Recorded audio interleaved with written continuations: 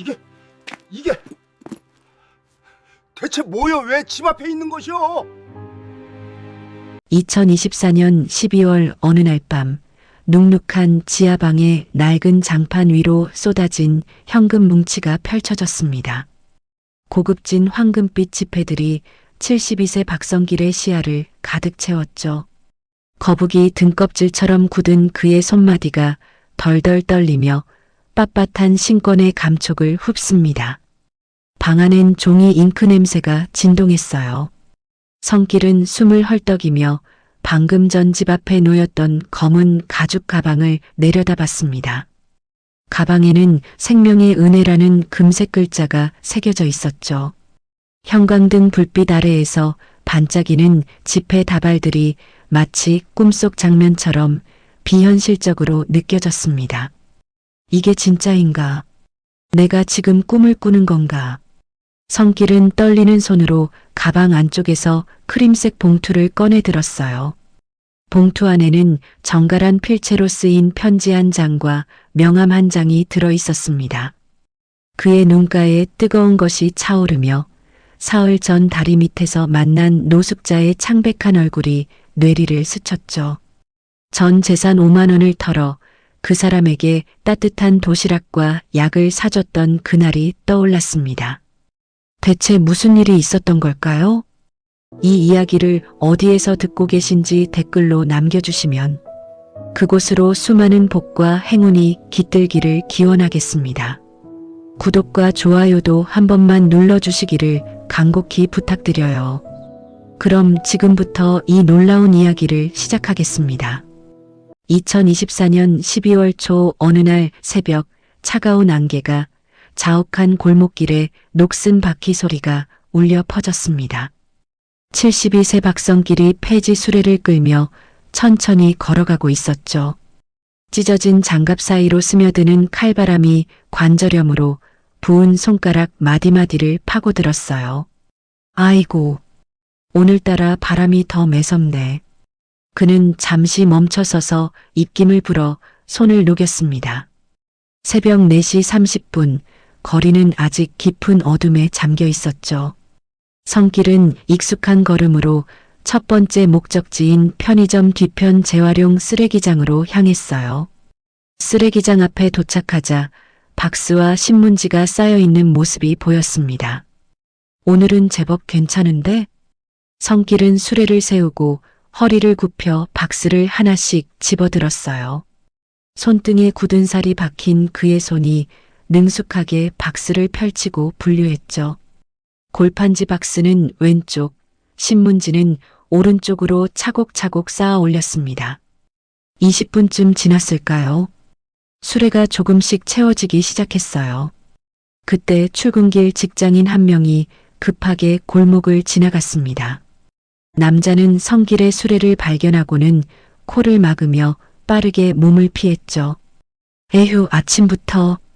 중얼거림이 희미하게 들렸지만 성길은 개의치 않았어요. 뭐 그럴 수도 있지. 냄새가 좀 나긴 하니까. 그는 묵묵히 작업을 계속했습니다. 새벽 5시 반이 되자 하늘이 조금씩 밝아오기 시작했어요. 성길은 이미 3군데의 쓰레기장을 돌며 수레를 반쯤 채운 상태였죠. 허리를 펴고 깊게 숨을 들이마셨습니다. 입에서 하얀 입김이 피어올랐어요. 반은 채웠으니 2군데만 더 돌면 되겠군. 주머니 속 낡은 라디오에서 희미하게 트로트 가락이 흘러나왔습니다. 성길은 리듬에 맞춰 작게 콧노래를 흥얼거리며 다시 수레 손잡이를 잡았어요. 바퀴가 삐걱거리며 돌아가는 소리가 고요한 새벽거리에 울렸죠. 골목 저편에서 익숙한 실루엣이 보였습니다. 같은 일을 하는 70대 할머니 김 씨였어요. 할머니가 먼저 손을 흔들며 인사했죠. 성길 씨, 오늘도 일찍 나오셨네요. 성길도 묵묵히 고개를 끄덕이며 손을 들어 화답했습니다. 김 씨도 건강하시오. 두 사람은 각자의 길로 흩어졌어요. 하늘이 점점 밝아지며 주황빛이 건물 사이로 스며들었죠. 거리에 사람들이 하나둘 나타나기 시작했습니다. 출근 준비를 하는 직장인들, 아침 운동을 나온 노인들이 거리를 채워갔어요. 성길은 네 번째 쓰레기장으로 향했습니다. 오늘도 해 뜨기 전에 가득 채워야지. 그런데 이상했어요. 아침부터 계속 목이 칼칼하고 기침이 나왔죠.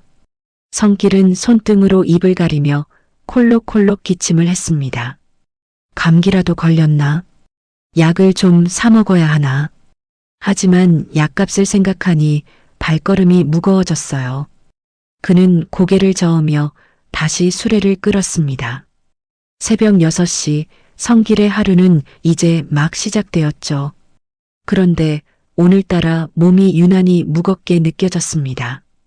오전 9시 묵직하게 가득 찬 수레를 끌고 성길은 익숙한 고물상 앞에 도착했습니다. 오늘은 제법 많이 모았네. 삐걱거리는 철문을 밀고 들어서자 담배 연기가 자욱한 실내가 나타났어요. 고물상 주인 오 사장이 플라스틱 의자에 앉아 담배를 피우고 있었죠.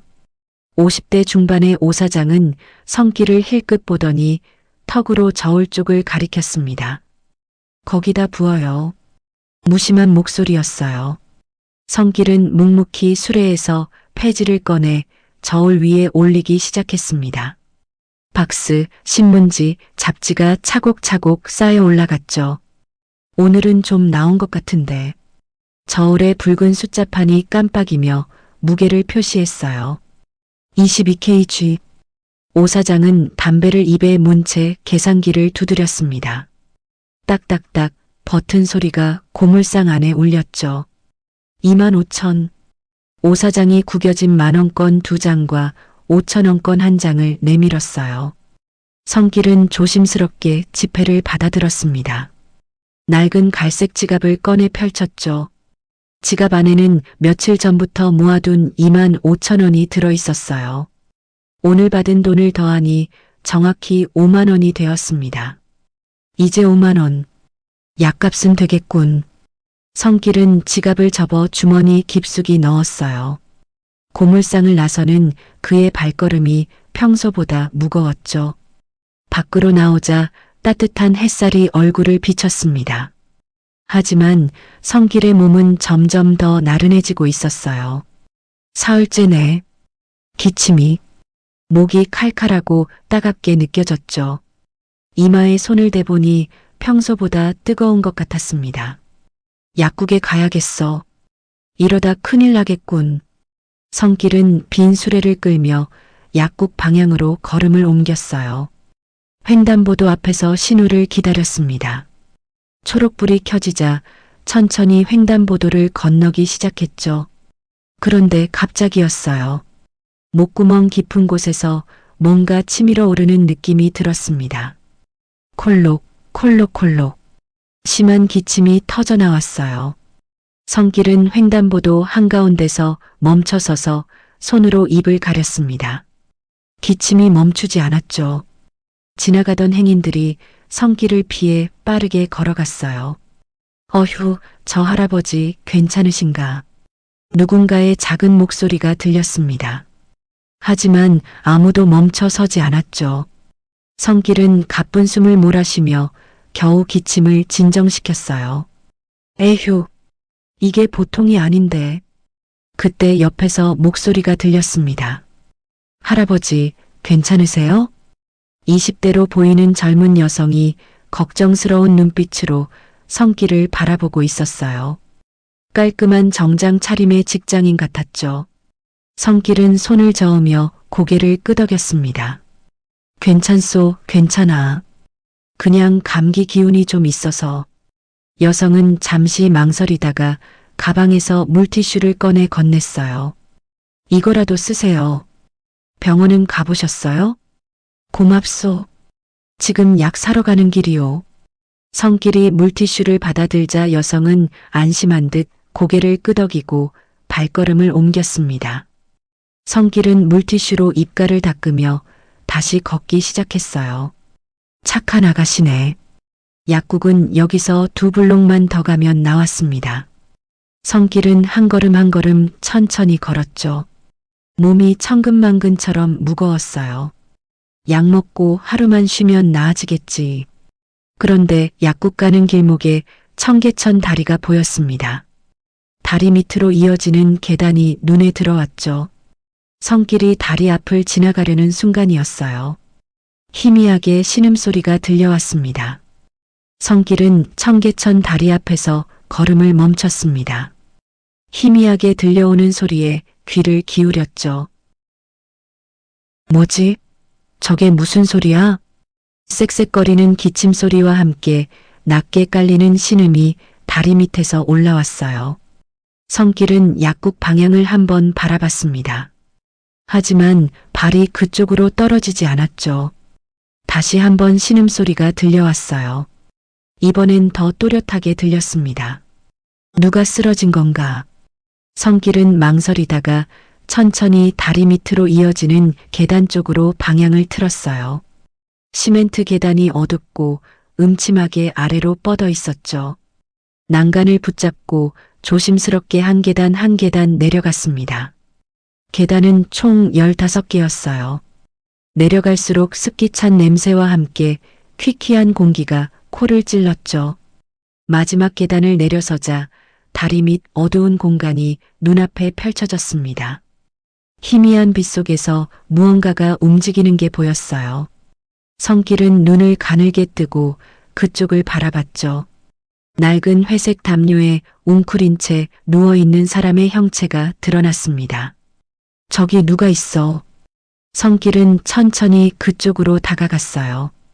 가까이 가자 남자의 모습이 선명해졌죠. 60대 중반쯤 되어 보이는 남자였습니다. 떼자국이 가득한 검은색 외투를 걸치고 있었어요. 얼굴은 창백했고 갈라진 입술에는 피가 마른 흔적이 남아 있었죠. 남자의 옆에는 빈 소주병 2개와 찢어진 비닐봉지가 나뒹굴고 있었습니다. 쌕쌕, 쌕쌕. 남자의 숨소리가 거칠게 울렸어요. 숨을 쉴 때마다 폐에서 이상한 소리가 났죠. 이건 폐렴 아닌가? 성길은 무릎을 꿇고 남자 곁에 앉았습니다. 저기, 괜찮으십니까? 작은 목소리로 물었어요. 남자가 천천히 눈을 떴습니다. 성길은 깜짝 놀랐죠. 남자의 눈빛이 놀라울 정도로 날카롭고 또렷했기 때문이에요. 얼음 송곳처럼 차갑지만 깊은 무언가가 담긴 눈이었습니다. 이 눈빛은 보통 사람이 아닌데 남자는 입을 열려고 애썼어요. 하지만 목이 쉬어서 소리가 제대로 나오지 않았죠. 가늘게 새어나오는 신음뿐이었습니다. 성길은 남자의 이마에 손을 가져다 댔어요. 뜨겁고 축축한 열기가 손바닥에 전해졌죠. 이건 고열이야. 40도는 넘겠는데. 성길은 손을 떼며 남자의 상태를 살폈습니다. 외투 아래로 보이는 옷은 너덜너덜했어요. 손목에는 해진 헝겊 조각이 묶여 있었죠. 발에 신은 운동화는 밑창이 다 떨어져 나간 상태였습니다. 이 사람, 얼마나 오래 거리를 떠돈 거야. 남자가 다시 기침을 했어요. 콜록, 콜록, 콜록. 기침과 함께 몸을 웅크렸죠. 성길은 남자의 등을 가만히 토닥였습니다. 약을 먹어야 되겠는데. 성길의 머릿속에서 여러 생각이 스쳤어요. 자신도 지금 약국에 가려던 참이었죠. 주머니 속 지갑에는 5만 원이 들어 있었습니다. 자신의 약값으로 쓰려던 돈이었어요. 나도 아픈데. 그런데 성길은 다시 남자를 바라봤습니다. 남자의 거친 숨소리가 계속 들렸죠. 쌕쌕, 쌕쌕. 숨을 쉴 때마다 고통스러워 보였어요. 성길의 가슴 속에서 무언가가 요동쳤습니다. 이 사람은 나보다 더 급한 것 같은데. 남자가 다시 가늘게 눈을 떴어요. 성길과 눈이 마주쳤죠. 남자의 눈에서 무언가를 호소하는 듯한 빛이 느껴졌습니다. 성길은 천천히 일어섰어요. 결정했어. 이 사람을 먼저 도와야겠어. 조금만 기다리시오. 금방 올 테니까. 성길이 말했습니다. 남자는 대답 대신 눈을 천천히 감았어요. 성길은 계단을 올라 다리 위로 나왔습니다. 약국과 편의점이 있는 쪽을 바라봤죠. 주머니 속 지갑이 묵직하게 느껴졌어요. 5만 원. 전부 다 써야 될지도 모르겠군. 성길은 발걸음을 재촉했습니다. 성길은 다리 위에 우뚝 서서 약국이 있는 방향을 바라봤습니다. 2블록만 가면 약국이 나왔죠. 자신의 목도 따갑고 기침도 계속 나왔어요. 내 몸도 성한 데가 없는데. 하지만 다리 밑 남자의 창백한 얼굴이 자꾸만 눈앞에 어른거렸습니다. 쌕쌕거리던 숨소리, 뜨겁게 달아올랐던 이마의 열기가 손끝에 남아 있었죠. 성길은 주머니에서 낡은 지갑을 꺼내 펼쳤어요. 5만 원이 그의 전 재산이었습니다. 이 돈으로 내 약을 사면, 약국에서 감기약을 사면 보통 8천 원에서 1만 원 정도였어요. 그러면 4만 원 정도가 남았죠. 4만 원이면 사흘은 끼니를 때울 수 있었습니다. 그런데 저 사람은 다리 밑 남자에게는 약만으로는 부족해 보였어요. 따뜻한 음식도 필요했고 해열제도 필요했죠. 도시락 하나에 5천 원, 약 한 통에 1만 원이면 최소 2만 원은 들 거였습니다. 그럼 내 약값은? 성길은 한참을 그 자리에 서 있었어요. 지나가는 사람들이 멈춰 선 그를 이상하게 쳐다봤죠. 한 중년 남자가 어깨를 스치고 지나가며 짜증스럽게 혀를 찼습니다. 에이, 길 한가운데서 뭐 하시는 거야? 하지만 성길은 듣지 못했어요. 머릿속에서는 2개의 목소리가 부딪히고 있었죠. 너도 아파. 내 몸부터 챙겨야 해. 또 다른 목소리가 속삭였습니다. 하지만 저 사람은 지금 죽어가고 있어. 너보다 훨씬 더 위급해. 성길은 눈을 감았어요. 깊게 숨을 들이마셨죠. 찬 공기가 목구멍을 따갑게 스쳤습니다. 나는 이틀쯤은 버틸 수 있어.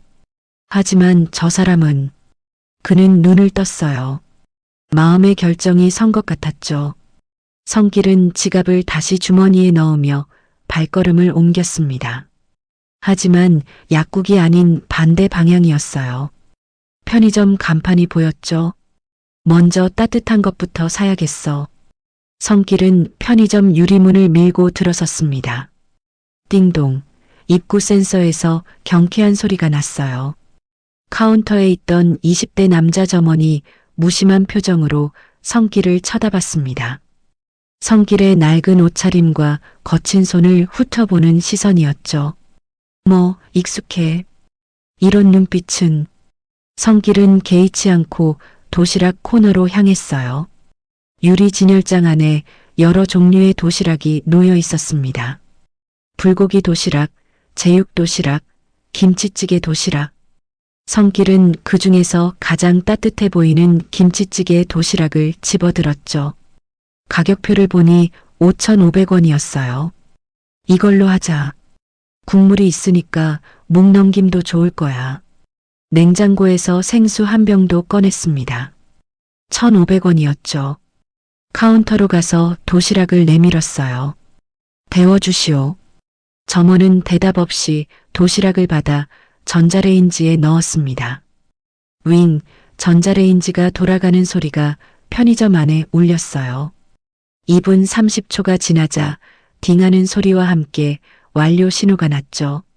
점원이 뜨거운 도시락을 비닐봉지에 담아 건넸습니다. 7,000원입니다. 성길은 지갑에서 10,000원권을 꺼내냈어요. 점원이 거스름 돈 3,000원을 내밀었죠. 성길은 잔돈을 받아 주머니에 넣고 편의점을 나섰습니다.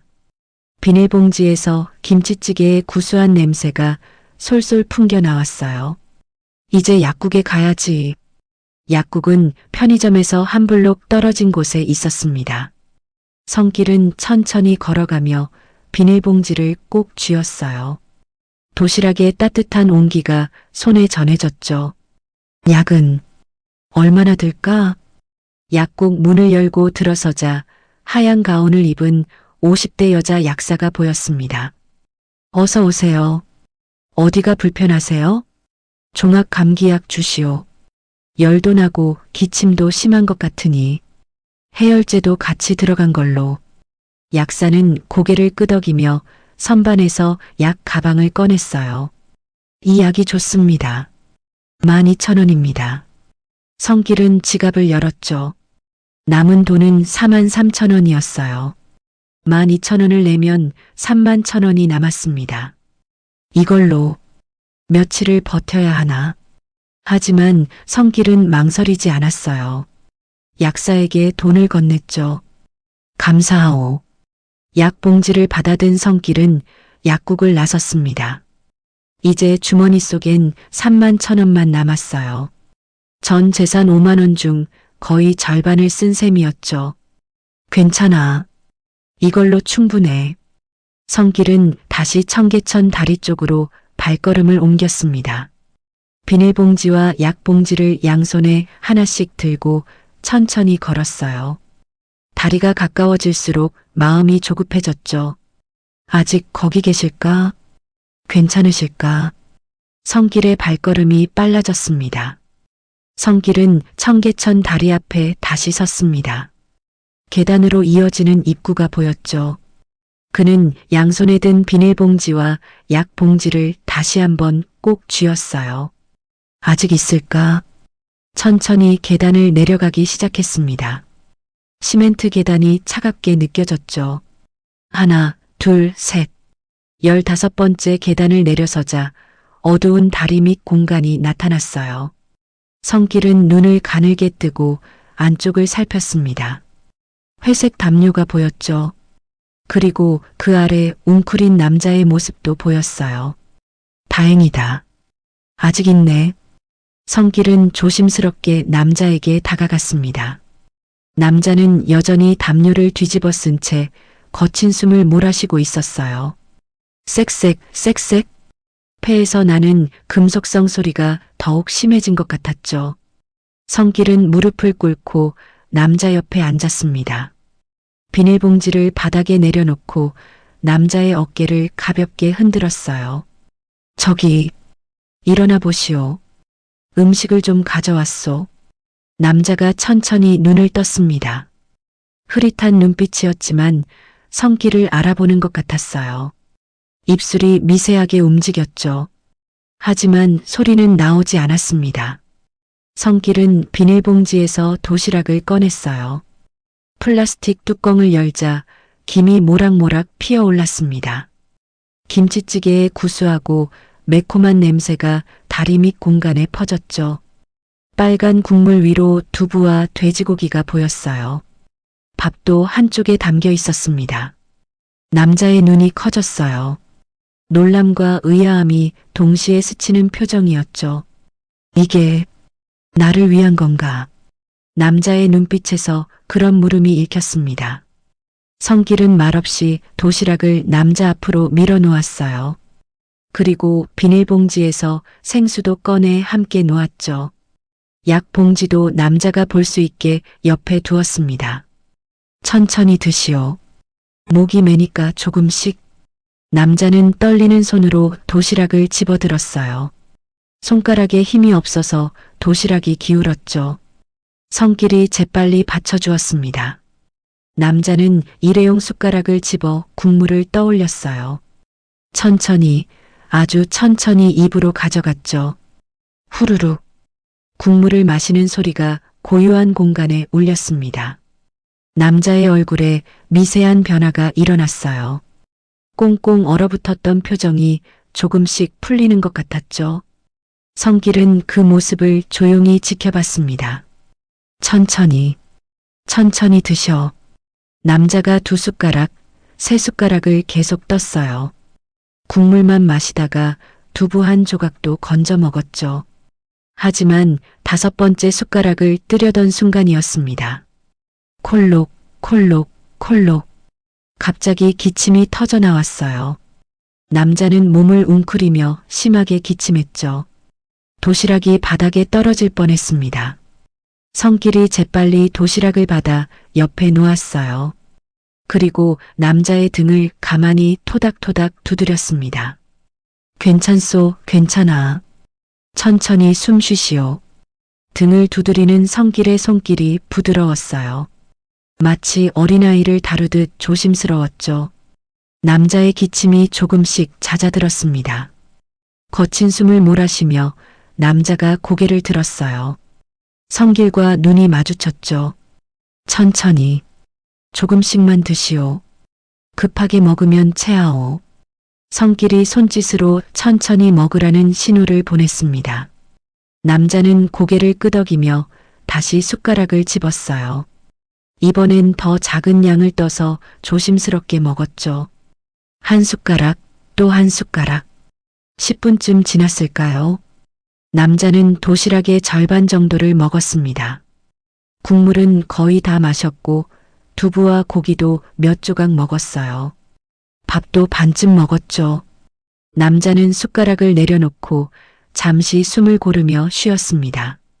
성길은 약 봉지를 열었어요. 은색 포장지에 쌓인 알약 한 통이 나왔죠. 뚜껑을 열고 알약 한 알을 꺼냈습니다. 하얀 타원형 알약이었어요. 이거 드시오. 열 내리는 약이요. 남자는 떨리는 손으로 알약을 받았습니다. 입에 넣고 생수로 삼켰죠. 목구멍으로 약이 넘어가는 게 느껴지는 듯 했어요. 성길은 남은 약통을 남자의 손에 쥐어주었습니다. 하루에 3번 밥 먹고 드시오. 이틀치는 될 거요. 남자는 약통을 꼭 쥐었어요. 해진 헝겊이 묶인 손목으로 약통을 가슴께에 가져갔죠. 그리고 성길의 손을 붙잡았습니다. 거칠고 차가운 손이었지만 힘이 느껴졌어요. 남자의 눈에서 뭔가 뜨거운 것이 차올랐습니다. 입술이 떨리며 무언가를 말하려 했죠. 목이 쉬어 제대로 소리가 나오지 않았어요. 하지만 눈빛만으로도 충분했습니다. 성길은 남자의 손을 가만히 잡아주었어요. 천천히 나으시오. 약 드시고 푹 쉬시오. 남자가 고개를 끄덕였습니다. 눈가가 붉어져 있었죠. 성길은 천천히 손을 놓고 일어섰어요. 무릎이 삐걱거렸지만 개의치 않았습니다. 이제 가야지. 이 사람도 쉬어야 할 테니. 성길은 남자를 한 번 더 내려다봤어요. 남자는 약통을 가슴에 꼭 안은 채 성길을 바라보고 있었죠. 성길은 작게 고개를 끄덕이며 몸을 돌렸습니다. 천천히 계단 쪽으로 걸어갔어요. 뒤에서 남자의 시선이 느껴졌지만 돌아보지 않았습니다. 계단을 하나씩 올라가며 성길은 주머니 속 지갑을 만졌어요. 이제 31,000원. 며칠을 버텨야 하나. 하지만 후회는 없었습니다. 오히려 마음이 한결 가벼워진 느낌이었죠. 15번째 계단을 올라 다리 위로 나왔어요. 차가운 바람이 얼굴을 스쳤습니다. 성길은 깊게 숨을 들이마셨죠. 목이 여전히 칼칼하고 기침도 나왔지만 견딜만 했어요. 이틀만 참으면 나도 나아지겠지. 성길은 집으로 가는 길을 천천히 걸었습니다. 그런데 그는 몰랐죠. 방금 자신이 도운 그 남자가 누구인지, 그리고 1년 뒤 어떤 일이 벌어질지. 그날 이후 사흘이 흘렀습니다. 성길은 여전히 새벽마다 폐지 수레를 끌며 거리를 돌았어요. 하지만 몸 상태는 점점 나빠지고 있었죠. 약 한 알 먹지 못한 채 감기를 버티는 게 쉽지 않았습니다.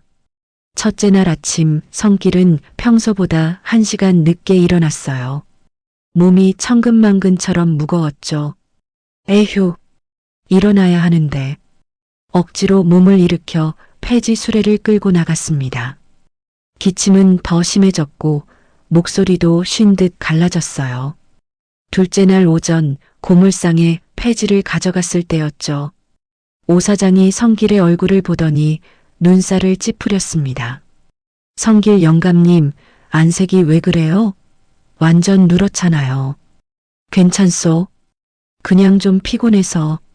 성길이 손을 저으며 대답했어요. 하지만 그 순간 콜록콜록 기침이 터져나왔죠. 오 사장이 한 발짝 물러서며 걱정스러운 표정을 지었습니다. 이거 보통이 아닌데? 병원 좀 가봐요. 응? 돈이 있어야 병원을 가지. 괜찮소. 이틀만 쉬면 나을 거요. 성길은 웃으려 했지만 입가만 살짝 올라갔을 뿐이었어요. 오 사장은 못마땅한 표정으로 고개를 저었지만 더 이상 말하지 않았죠. 셋째 날 낮에는 몸살이 더 심해졌습니다. 온몸이 쑤시고 열이 올랐어요. 이러다 큰일 나겠는데. 성길은 오후에 폐지를 주우러 나가는 대신 청계천 다리 쪽으로 향했습니다. 그 양반은 어떻게 되었을까? 사흘 전 도시락과 약을 전해준 남자가 자꾸만 신경 쓰였죠. 다리 앞에 도착해 천천히 계단을 내려갔어요. 15개의 계단이 평소보다 더 길게 느껴졌습니다. 다리 밑에 도착했을 때 성길은 멈춰 섰어요.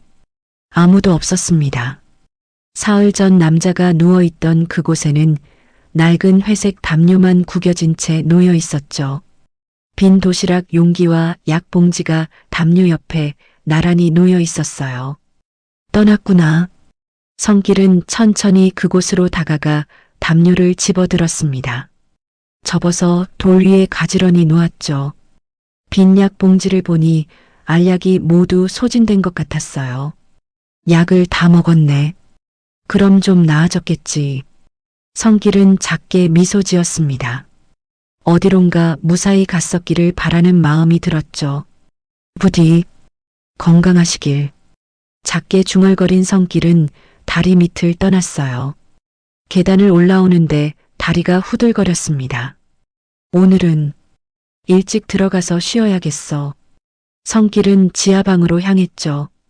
저녁 6시쯤 집에 도착했습니다.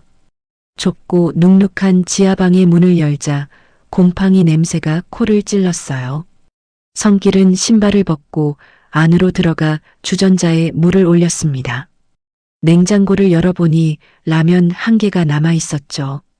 이걸로 저녁을 때워야지.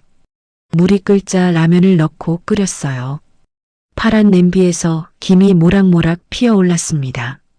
라면이 익자 냄비째 들고 낡은 밥상에 앉았죠. 후루룩 후루룩. 국물을 마시니 목이 좀 부드러워지는 것 같았어요. 하지만 면은 삼키기가 힘들었습니다. 목이 너무 아팠죠. 라면을 절반쯤 먹고 성길은 숟가락을 내려놓았어요. 이제 돈도 얼마 안 남았는데 주머니에서 지갑을 꺼내 펼쳤습니다. 28,000원이 남아 있었죠. 사흘 동안 폐지를 줍고 팔아서 조금 더 모았지만 여전히 부족했어요. 한 일주일은 더 모아야 다시 5만 원이 되겠군. 성길은 한숨을 쉬며 지갑을 접었습니다. 며칠 전 5만 원을 다 써버린 게 아깝지는 않았어요. 오히려 잘한 일이라고 생각했죠. 그래도 돈은 다시 모아야지. 낡은 라디오를 켰습니다. 지직, 지직, 잡음이 섞인 뉴스 소리가 흘러나왔어요. 오늘 서울 날씨는 영하 3도까지 떨어지겠고, 성길은 라디오 소리를 배경 삼아 이불을 펴고 누웠습니다. 천장을 바라봤죠. 천장에는 곰팡이 얼룩이 여기저기 번져 있었어요. 내일은 좀 나아져야 할 텐데. 눈을 감으니 다리 밑 남자의 얼굴이 떠올랐습니다. 날카로웠던 눈빛, 떨리던 손, 약통을 가슴에 안았던 모습. 잘 지내고 있을까? 성길은 천천히 잠에 빠져들었어요. 그날 이후 1년이 흘렀습니다. 성길은 여전히 새벽마다 폐지 수레를 끌며 거리를 돌았어요. 계절이 바뀌고 또 바뀌었죠. 여름의 무더위를 견디고 가을에 낙엽을 쓸고 다시 찾아온 겨울을 맞이했습니다. 성길은 그날 다리 밑에서 만난 남자를 종종 떠올렸어요. 그 사람은 어떻게 지내고 있을까? 따뜻한 도시락과 약을 건넸던 그날 이후 다시는 그 남자를 보지 못했죠. 다리 밑을 지날 때마다 그곳을 한 번씩 바라봤지만 아무도 없었습니다. 봄이 왔습니다. 성길의 감기도 오래전에 나았고 몸도 예전처럼 돌아왔어요. 하지만 여전히 가난했죠. 매일 아침 폐지를 주워 고물상에 팔고 그 돈으로 하루하루를 버텼습니다. 오 사장은 여전히 성길을 걱정스럽게 바라봤어요. 성길 영감님, 언제까지 이러실 거예요? 나이도 있으신데. 이게 내일인걸요. 괜찮습니다. 성길은 담담하게 대답하며 폐지를 저울에 올렸죠. 여름이 왔습니다. 무더운 날씨에 성길의 옷은 땀으로 흠뻑 젖었어요. 하지만 멈출 수 없었죠. 쉬면 그날 끼니를 걸을 수밖에 없었습니다. 동네 어르신들도 여전히 거리를 떠돌았어요. 김씨 할머니는 더위에 지쳐 쓰러질 뻔하기도 했죠. 성길은 그 모습을 보며 가슴이 아팠습니다. 나도, 저분들도, 다들 힘드신데. 가을이 왔습니다. 낙엽이 거리를 뒤덮었고 성길은 낙엽 사이에서 폐지를 주었어요. 찬바람이 불기 시작하면서 몸이 다시 쑤시기 시작했죠. 관절염이 심해져 손을 펴기가 힘들었습니다. 그래도 수레는 멈출 수 없었어요. 어느 날 오후 성길은 청계천 다리를 지나쳤습니다. 문득 1년 전 그날이 떠올랐죠. 5만 원. 그때 그 돈이 아깝지는 않았어. 하지만 성길은 작게 한숨을 쉬었습니다. 자신의 삶은 여전히 제자리였으니까요. 겨울이 다시 왔습니다. 1년 전과 똑같은 추운 겨울이었어요. 성길은 두꺼운 외투를 껴입고 새벽 거리로 나섰습니다. 숨을 쉴 때마다 하얀 입김이 피어올랐죠. 오늘 성길은 평소보다 일찍 집에 돌아왔습니다. 몸이 유난히 피곤했거든요. 지하방 문을 열고 들어가 라면을 끓여 먹었어요. 1년이 지났네. 참 빠르기도 하지. 낡은 라디오를 켜고 누워서 천장을 바라봤습니다. 곰팡이 얼룩은 1년 전보다 더 번져 있었죠. 잠깐의 시간이 흘렀었을까요? 성길의 귓가에 희미한 소리가 들렸습니다. 부르릉, 부릉. 차량 엔진 소리였어요. 지하방 앞 골목에서 차가 멈춰 서는 소리가 났죠. 누가 이 골목에 차를 대나? 성길은 눈을 감은 채 별로 신경 쓰지 않았습니다. 가끔 택시나 승용차가 길을 잘못 들어오는 일이 있었거든요. 조금 있으면 다시 나갈 거라고 생각했죠. 그런데 엔진 소리가 멈췄습니다. 차문 여는 소리가 들렸어요. 딱! 신발 굽소리가 골목 바닥을 밟는 소리가 났죠. 또각, 또각, 또각. 누군가 걸어오는 발걸음이 점점 가까워졌습니다. 성길은 여전히 눈을 감고 있었어요. 누구지? 이 시간에 발걸음 소리가 지하방 앞에서 멈췄습니다. 잠시 정적이 흘렀죠. 그리고 툭 뭔가 바닥에 내려놓는 소리가 났어요. 다시 발걸음 소리가 멀어졌습니다. 차문이 닫히고 엔진이 다시 켜졌죠. 부릉, 부릉. 차가 골목을 빠져나가는 소리가 들렸습니다. 뭐지? 성길은 눈을 떴어요. 천장을 잠시 바라보다가 천천히 몸을 일으켰습니다. 그때 똑똑똑 누군가 문을 두드리는 소리가 났죠. 성길은 깜짝 놀라 문 쪽을 바라봤어요. 누구시오? 대답이 없었습니다. 다시 똑똑똑 노크 소리만 들렸죠. 성길은 천천히 일어나 문 쪽으로 걸어갔어요. 손을 뻗어 문고리를 잡았습니다. 천천히 문을 열었죠. 삐걱. 문이 열리는 소리가 좁은 방 안에 울렸어요. 문 밖에는 아무도 없었습니다. 복도는 텅 비어 있었죠. 성길은 고개를 내밀고 좌우를 살폈어요. 아무도 보이지 않았습니다. 하지만 문 앞 바닥에 뭔가가 놓여 있었어요. 성길은 고개를 숙여 그것을 내려다봤습니다. 검은색 가죽 가방이었죠. 고급스러운 재질의 상자가 문 앞에 놓여 있었어요. 상자 뚜껑에는 금색 글씨가 새겨져 있었습니다. 생명의 은혜.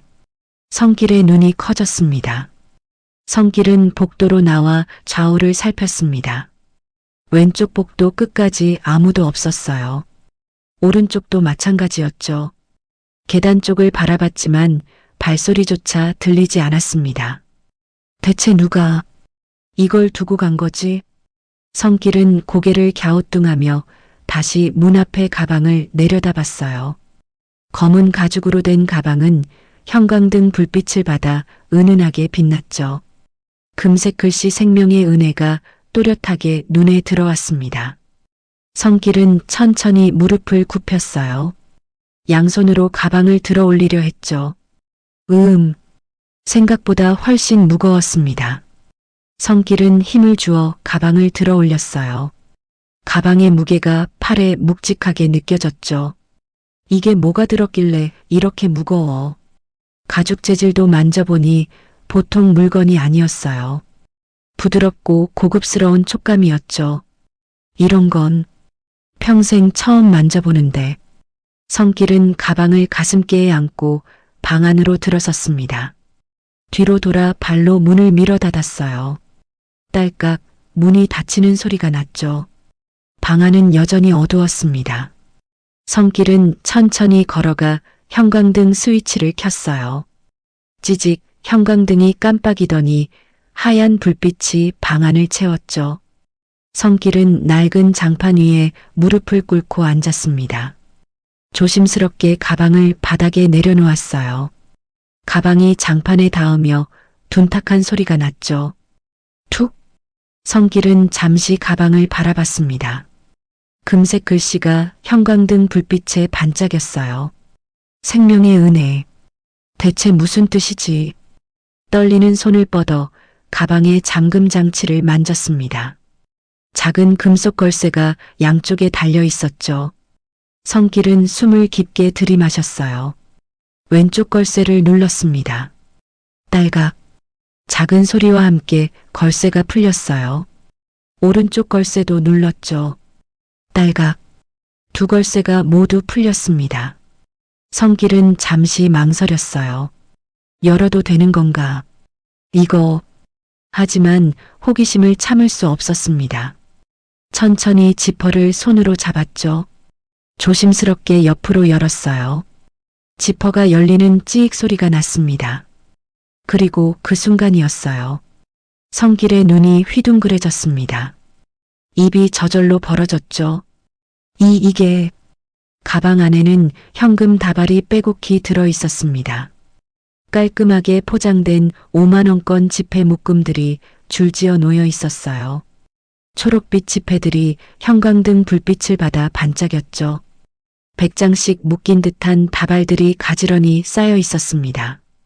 성길은 숨이 막히는 것 같았어요.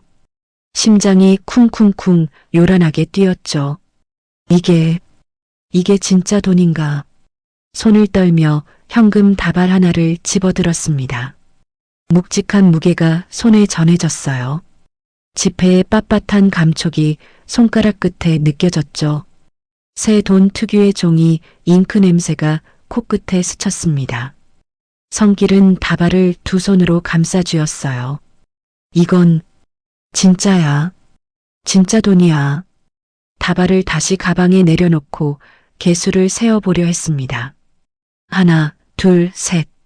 하지만 손이 너무 떨려서 제대로 세지지 않았어요.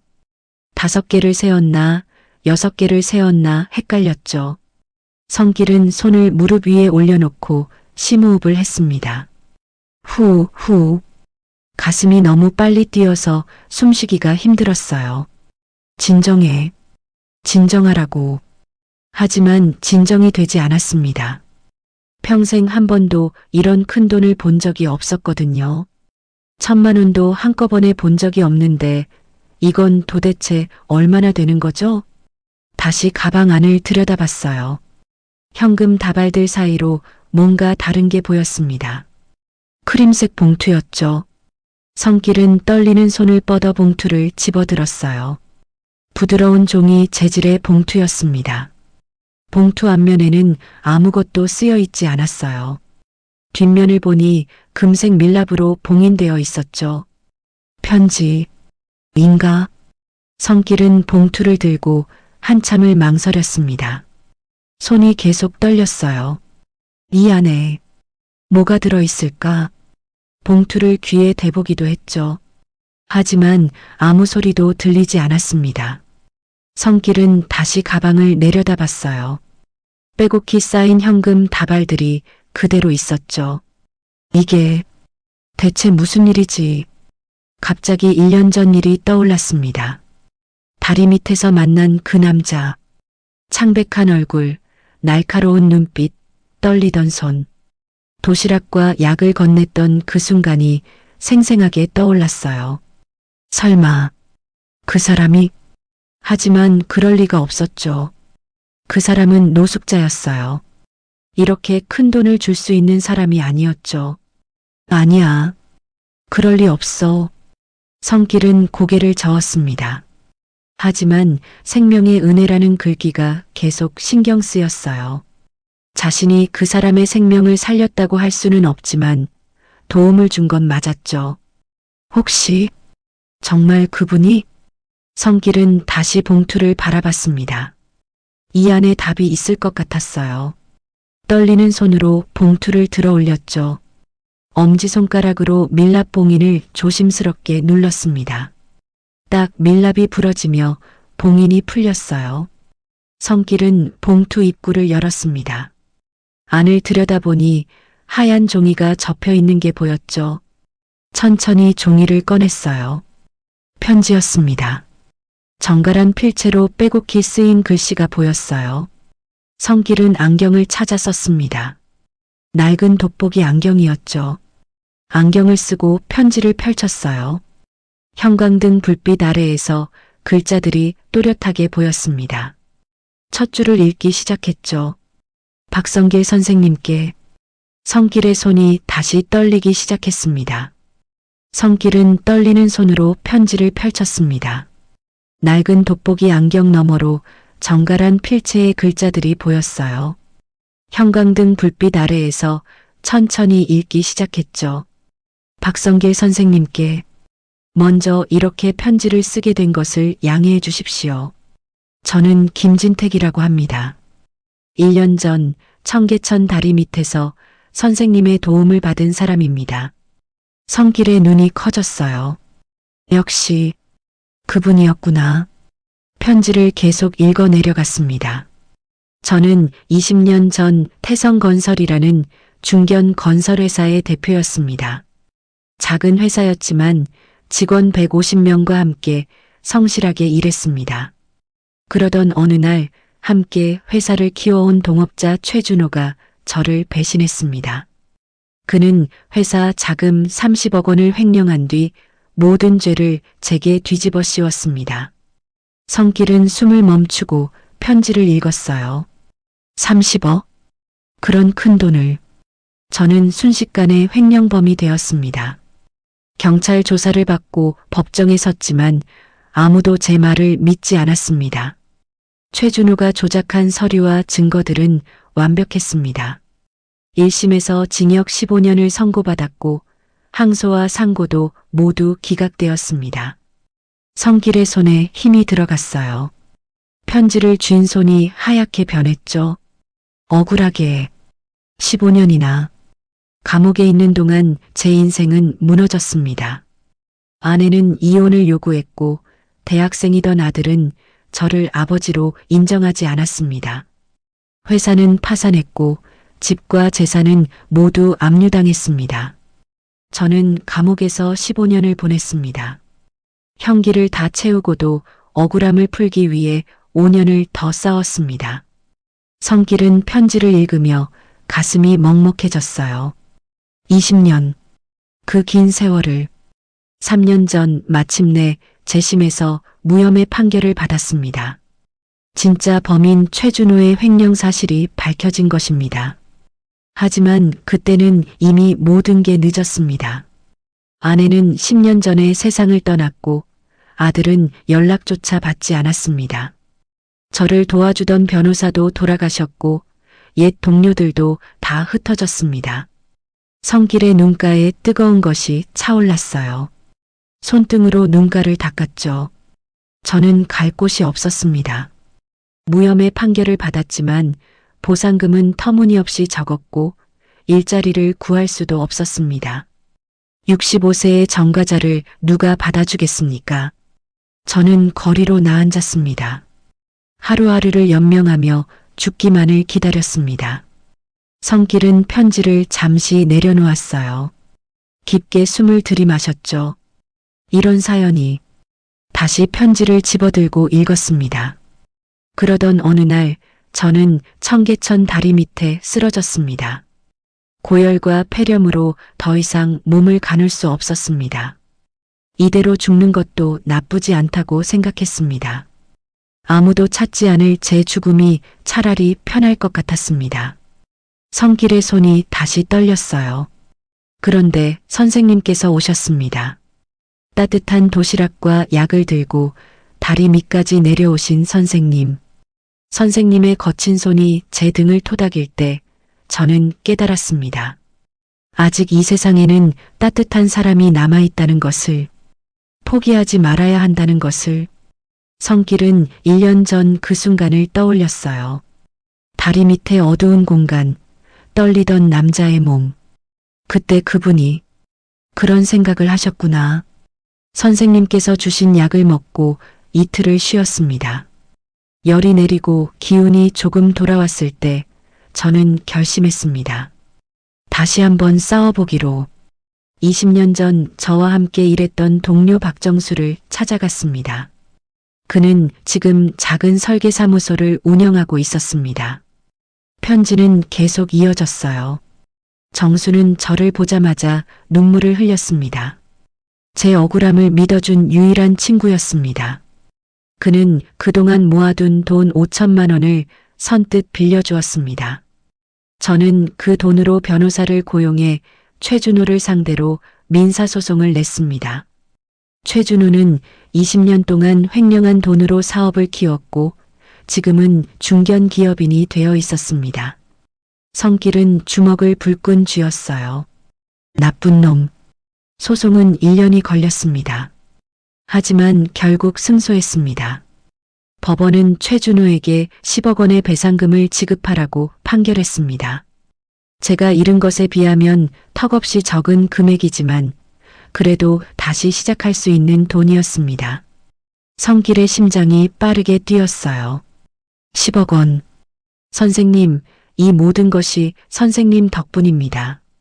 선생님께서 그날 저를 그냥 지나쳤다면 저는 다리 밑에서 죽었을 것입니다. 선생님의 몇만 원의 돈이 제게는 새로운 삶이었습니다. 선생님이 아니었다면 저는 지금 여기 없었을 것입니다. 성길의 눈에서 눈물이 흘러내렸어요. 뺨을 타고 턱으로 떨어지는 눈물을 닦지도 않았죠. 그래서 저는 결정했습니다. 되찾은 재산 10억 원 중 절반인 5억 원을 선생님께 드리기로. 이것은 감사의 표시가 아닙니다. 선생님께 마땅히 드려야 할 생명의 값입니다. 부디 받아주십시오. 그리고 남은 인생을 좀 더 편안하게 사십시오. 아래 연락처로 언제든 연락 주십시오. 선생님을 은인으로 여기는 김진택 올림. 편지 아래에는 휴대전화 번호가 적혀 있었어요. 그리고 명함 한 장이 함께 들어 있었죠. 성길은 명함을 집어들었습니다. 김진택, 태성엔지니어링 대표이사라고 적혀 있었어요. 성길은 편지를 무릎 위에 내려놓았습니다. 두 손으로 얼굴을 감쌌어요.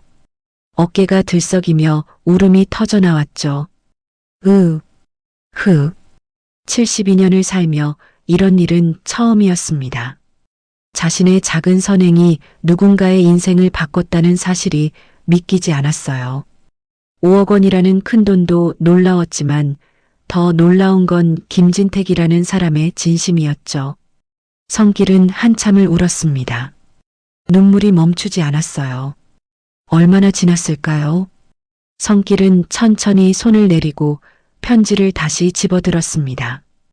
연락처 부분을 한 번 더 읽었죠. 내일 전화를 드려야겠어. 가방 안의 현금 다발들을 바라봤습니다. 5억 원. 평생 상상도 못 해본 돈이었어요. 이 돈으로 나는 뭘 할 수 있을까? 성길의 머릿속에 여러 생각이 스쳤습니다. 다음 날 아침 8시 성길은 잠에서 깼습니다. 어젯밤 거의 잠을 이루지 못했어요. 가방 속 현금과 편지를 번갈아 보며 밤을 지새웠죠. 정말 꿈이 아니었어. 일어나 앉아 가방을 바라봤습니다. 검은 가죽 가방은 여전히 그 자리에 있었어요. 성길은 세수를 하고 낡은 옷을 갈아입었습니다. 거울을 보니 눈이 충혈되어 있었죠. 하지만 이상하게 몸은 가벼웠어요. 전화를 드려야지. 성길은 주머니에서 오래된 휴대전화를 꺼냈어요. 편지를 펼쳐 연락처를 확인했습니다. 010-3847-5629. 성길의 손이 떨렸어요. 뭐라고 말씀드려야 하지. 한참을 망설이다가 천천히 번호를 눌렀습니다. 하나씩 누를 때마다 손가락이 떨렸죠. 마지막 숫자를 누르고 통화 버튼을 눌렀어요. 뚜뚜뚜. 신호음이 울렸습니다. 성길의 심장이 빠르게 뛰었죠. 세 번째 신호음이 울릴 때였어요. 여보세요? 익숙한 목소리가 들렸습니다. 사흘 전 다리 밑에서 들었던 그 쉰 목소리가 아니었어요. 깔끔하고 또렷한 남자의 목소리였죠. 성길은 목이 메었습니다. 저기, 박성길입니다. 아, 선생님.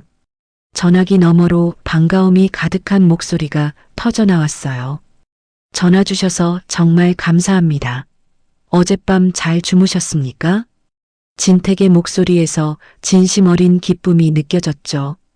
성길은 눈시울이 뜨거워졌어요. 저 편지 잘 읽었습니다. 그런데 이렇게 큰 돈을. 선생님, 전화로는 길어질 것 같습니다.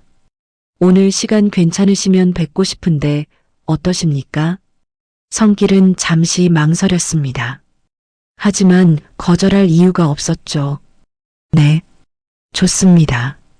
그럼 오후 2시에 명동 쪽에 있는 다온 찻집에서 뵙겠습니다. 주소 문자로 보내드리겠습니다. 알겠습니다. 선생님, 정말 감사합니다. 조금 이따 뵙겠습니다. 전화가 끊어졌어요. 성길은 한참을 휴대전화를 들고 서 있었습니다. 정말 만나는구나. 곧 문자가 왔어요. 찻집 주소와 함께 짧은 메시지가 적혀 있었죠. 선생님, 기다리겠습니다. 김진택 올림. 오후 1시 30분 성길은 집을 나섰습니다. 평소보다 1시간 일찍 준비를 마쳤죠. 머리를 빗고 면도도 깨끗이 했어요. 옷장에서 제일 나은 옷을 꺼내 입었습니다. 10년 전 동사무소 행사에 갔을 때 입었던 회색 점퍼였어요. 낡았지만 그래도 제일 깔끔해 보이는 옷이었죠. 이 정도면 괜찮겠지. 지하방 문을 잠그고 밖으로 나왔습니다. 명동까지는 지하철로 40분 정도 걸렸어요. 성길은 지하철 안에서 계속 긴장했습니다. 손바닥에 땀이 났죠. 뭐라고 인사를 드려야 하나. 명동역에 도착해 지상으로 올라왔어요. 사람들로 붐비는 거리가 눈앞에 펼쳐졌습니다. 휴대전화로 주소를 확인하며 천천히 걸었죠. 골목 안쪽으로 들어가자 조용한 찻집이 보였어요. 다온이라는 한글 간판이 걸려 있었습니다. 오후 2시 정각. 성길은 찻집 문을 열고 들어섰어요. 띵, 작은 종소리가 울렸습니다. 따뜻한 공기와 차 향기가 코끝을 스쳤죠. 실내는 아늑하고 조용했어요. 성길은 안쪽을 살폈습니다. 창가 구석자리에 정장 차림의 남자가 앉아 있었어요. 남자가 성길을 보더니 일어섰습니다. 김진택이었죠. 선생님, 진택이 반갑게 손을 흔들며 다가왔어요. 성길은 그 모습에 놀라지 않을 수 없었습니다. 사흘 전 다리 밑에 그 창백하고 병든 모습은 어디에도 없었어요. 깔끔한 네이비 정장에 하얀 셔츠를 입은 진택의 안색은 건강해 보였죠. 머리도 단정하게 빗어 넘겼고 구두도 반짝반짝 빛났습니다. 완전히 다른 사람 같아. 어서 오십시오, 선생님. 여기 앉으시죠. 진택이 자리를 권했어요. 성길은 조심스럽게 의자에 앉았습니다. 진택도 마주 앉으며 환하게 웃었죠. 정말 뵙게 되어 영광입니다. 어떤 차 드시겠습니까? 아, 저는 뭐든 괜찮습니다. 진택이 손을 들어 직원을 불렀어요. 생강차 2잔 주세요. 직원이 고개를 끄덕이고 물러갔습니다. 진택은 성길을 바라보며 깊게 숙였어요. 선생님, 다시 한번 감사드립니다. 선생님 덕분에 제가 다시 살아났습니다. 성길은 손을 저었어요. 아닙니다. 저는 그냥 아니십니다. 선생님께서는 제 생명의 은인이십니다. 진택의 눈빛이 진지했어요. 성길은 말문이 막혔습니다. 잠시 후 생강차가 나왔어요. 하얀 찻잔에 담긴 생강차에서 김이 모락모락 피어올랐죠. 진택은 찻잔을 들어 한 모금 마셨습니다. 선생님, 제가 편지에 다 쓰지 못한 이야기가 있습니다. 진택이 천천히 말을 시작했어요. 다리 밑에서 죽음을 기다렸던 그날, 성길의 손길이 얼마나 따뜻했는지, 등을 토닥이던 그 순간 얼마나 큰 위로가 되었는지, 20년 동안 느껴보지 못한 인간의 온기였다고 했죠. 진택의 목소리가 떨렸어요. 그 순간 저는 깨달았습니다. 아직 포기하면 안 되겠다고, 다시 한번 싸워봐야겠다고. 성길은 조용히 듣고 있었습니다. 가슴 한편이 뜨거워졌어요. 그래서 용기를 내서 친구를 찾아갔고 소송을 시작했습니다. 그리고 이겼습니다. 모든 게 선생님 덕분입니다. 성길은 고개를 저었어요. 아닙니다. 그건 김 사장님의 힘입니다. 저는 그저 선생님. 진택이 성길의 손을 잡았습니다. 선생님께서 주신 건 단순히 도시락과 약이 아니었습니다. 희망이었습니다. 그 희망이 제게 다시 일어설 힘을 주었습니다. 성길의 눈시울이 붉어졌어요. 진택은 잠시 숨을 고르고 말을 이었습니다. 그래서 제가 드린 5억 원 부디 받아주십시오. 이건 빚을 갚는 게 아닙니다. 선생님과 함께 새로운 시작을 나누고 싶습니다. 성길은 손사래를 쳤어요. 아닙니다. 너무 큰 돈입니다. 저는 그냥 선생님. 진택의 목소리가 단호했어요. 그 돈으로 의미 있는 일을 해주십시오. 선생님께서 저에게 베푼 그 따뜻함을 다른 누군가에게도 나눠주십시오. 성길은 진택을 바라봤습니다. 진심 어린 눈빛이 느껴졌죠. 의미 있는 일. 성길의 머릿속에 무언가 스쳤어요. 매일 아침 쓰레기장에서 마주치던 동네 어르신들, 끼니를 거르는 노인들, 추운 겨울을 홀로 버티는 사람들. 그래, 나처럼 힘든 사람들을 위해. 성길은 한참을 생각하다가 천천히 고개를 끄덕였습니다. 알겠습니다. 좋은 일에 쓰겠습니다. 진택의 얼굴에 환한 미소가 번졌어요. 감사합니다, 선생님. 언제든 필요한 게 있으면 연락 주십시오. 제가 도와드리겠습니다. 두 사람은 일어나 악수를 나눴습니다. 진택의 손이 성길의 손을 꼭 쥐었어요. 따뜻한 온기가 전해졌죠. 찻집을 나서며 진택이 말했습니다. 선생님, 한 달 후에 다시 한번 뵙고 싶습니다. 그때 선생님께서 어떤 일을 하셨는지 보고 싶습니다. 그러시죠. 성길은 고개를 끄덕였어요. 두 사람은 명동 거리에서 헤어졌습니다. 성길은 진택이 택시를 타고 떠나는 모습을 지켜봤어요. 의미 있는 일. 나는 무엇을 할 수 있을까? 성길의 가슴 속에서 무언가 뜨거운 것이 타오르기 시작했습니다. 2025년 3월 어느 날 오전 따뜻한 봄바람이 불어오는 골목 어귀에 새로운 간판이 걸렸습니다. 영숙이네 무료급식소. 손으로 쓴 듯한 따뜻한 글씨가 봄 햇살에 반짝였어요. 성길이 살던 동네 골목, 예전에 작은 철물점이 있던 자리였죠. 성길은 그곳을 석 달에 걸쳐 정성스럽게 고쳤습니다. 벽지를 새로 바르고 바닥도 깨끗이 닦았어요. 테이블과 의자도 새 것으로 들였죠. 20명 정도가 앉을 수 있는 아담한 공간이었습니다. 영수가 이 이름으로 해도 괜찮겠지? 고인이 된 아내 영숙의 이름을 따서 간판을 만들었어요.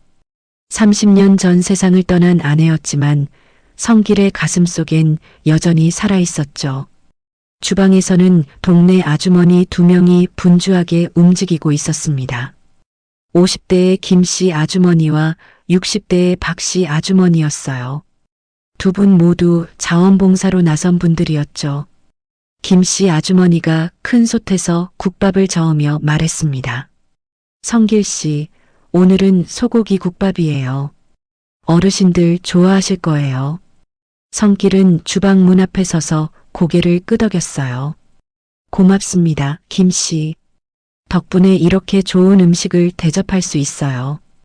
박씨 아주머니가 김치를 작은 접시에 담으며 웃었습니다.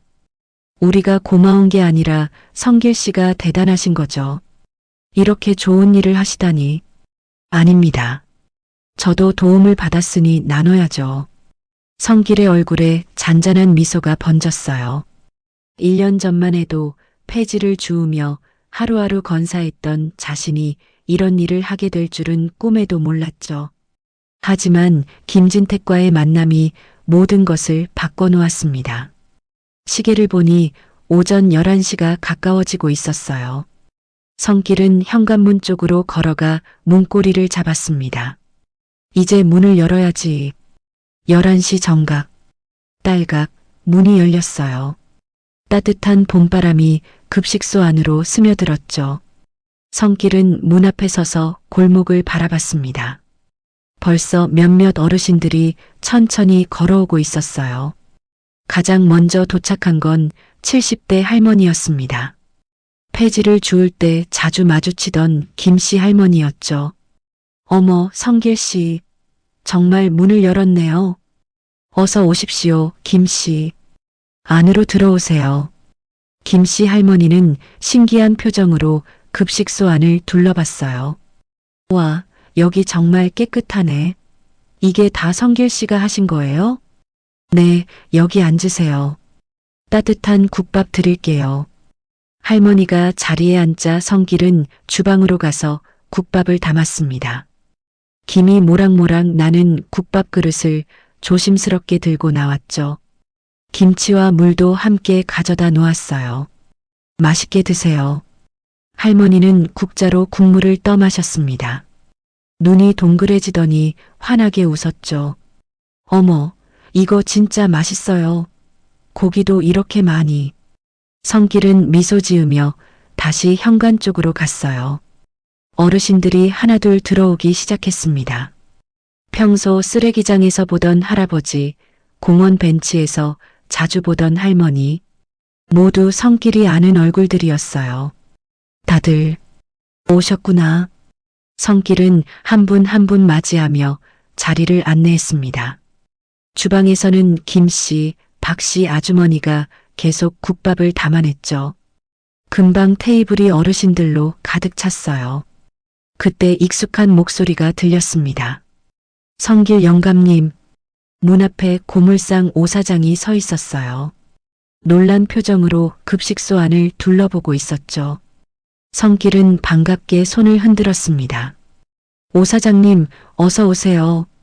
오사장은 천천히 안으로 들어왔어요.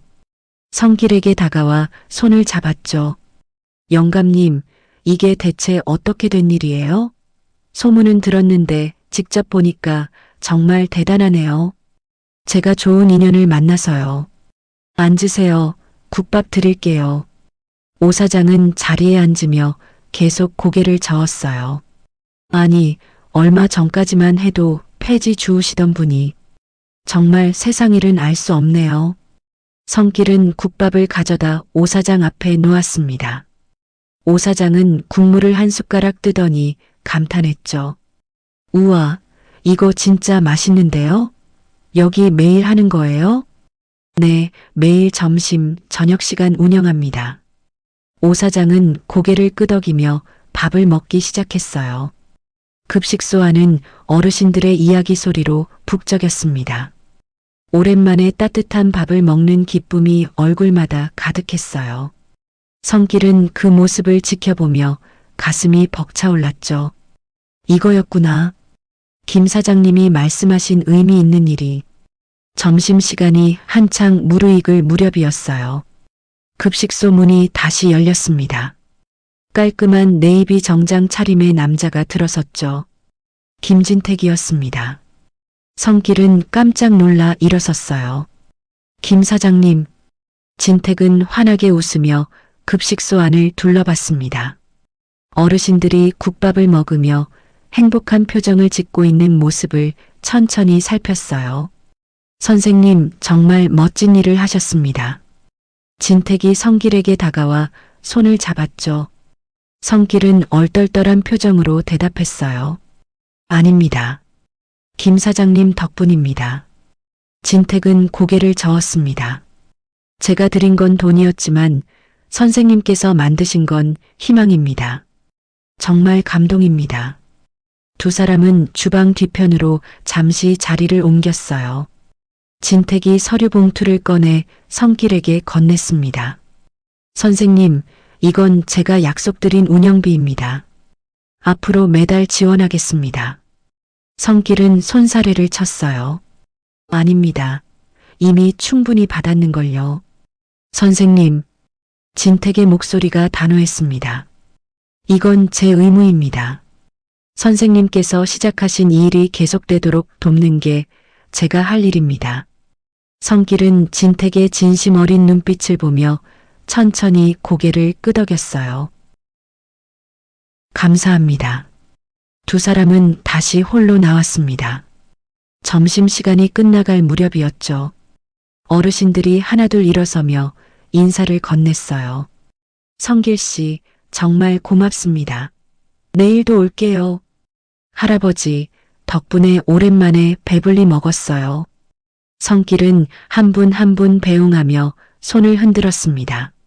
진택도 함께 서서 어르신들을 배웅했죠. 마지막 어르신이 나가고 급식소가 조용해졌어요. 성길은 창문 쪽으로 걸어가 밖을 바라봤습니다. 봄바람에 벚꽃잎이 하늘거리며 날리고 있었어요. 골목을 지나가는 사람들의 얼굴에는 봄빛이 가득했죠. 따뜻한 햇살이 급식소 안으로 스며들었습니다. 성길은 자신의 손을 내려다봤어요. 거칠고 굳은 살 박힌 손이었지만 이제는 폐지술의 끈 대신 국자를 쥐고 있었죠. 이제 나도 누군가에게 도움을 주는 사람이 되었구나. 진택이 뒤에서 말했습니다. 선생님, 오후에도 어르신들 오시죠? 네, 오후 2시부터 다시 문을 엽니다. 그럼 저도 조금 도와드려도 될까요? 성길은 고개를 돌려 진택을 바라봤어요. 진택의 얼굴에도 따뜻한 미소가 번져 있었죠. 물론입니다. 두 사람은 나란히 서서 창밖을 바라봤습니다. 봄날의 햇살이 그들의 어깨를 따뜻하게 감싸 안았어요. 성길은 작게 미소 지으며 다시 주방으로 향했습니다. 오후에도 어르신들이 올 것이고 그는 오늘도 따뜻한 밥 한 끼를 나눌 것입니다. 받은 만큼 나누고 나눈 만큼 더 큰 행복이 돌아온다는 것을 이제는 알았으니까요. 작은 선행이 누군가의 인생을 바꿀 수 있다는 것도 배웠습니다.